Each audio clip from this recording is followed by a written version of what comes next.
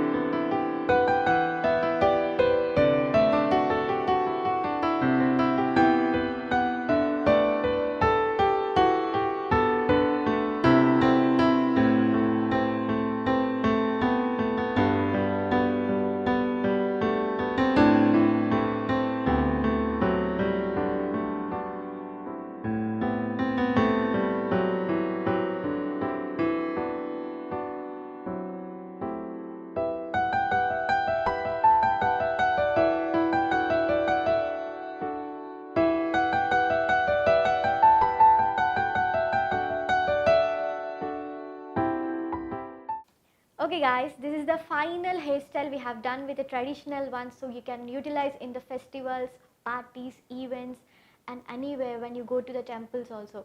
So hope you all like it, and please like, share, comment and subscribe. Thank you.